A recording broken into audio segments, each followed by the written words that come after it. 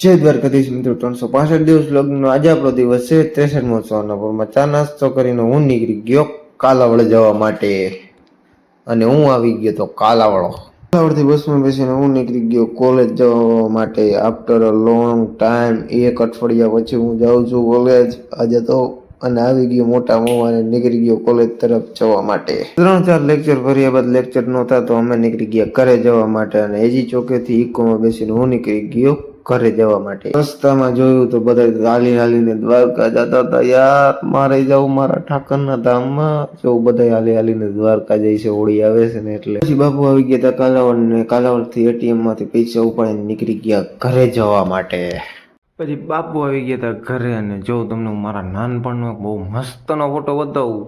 શું ફોટો હે યાર, એ જોઈને તો છોકરીઓ ફીદા થઈ જાય, ફીદા યાર. જો તમને બતાવું, કેટલો મસ્ત. અલા નાનપણમાં હું કેટલો સરસ લાગતો યાર. શું વાત હતી નાનપણની. હવે કેટલો ક્યુટ લાગુ છો ને. પછી હું આવી ગયો તો આપણી શેરીમાં, જો કંઈક આવી રીતે લગાડતા હતા આપણા બ્લોક. અને પછી હું આવી ગયો તો કાકાના ઘરે મૂવી જોવા માટે. સિંઘમ અગેન જોયું આજે તો મેં, બહુ મજા આવી. સિંઘમ અગેન બહુ જોયું, મજા આવી. પિક્ચર પૂરું થયા બાદ પછી હું સુઈ ગયો. મળીશું નવા મિનિટ બ્લોગ સાથે. ત્યાં લગી બધાને જય દ્વારકાધીશ. હા, પણ જાતા જાતા એક દેવાજ ખવાનો ડાયલોગ તો બોલતો જઈશ, જો સાંભળો તમે બધા. આ તો માલ હે તો મોહબ્બત હે ભાઈ. બાકી તો હારો રાખો, કોઈનું ઉડીને આવવાની છે ભલા માણસ.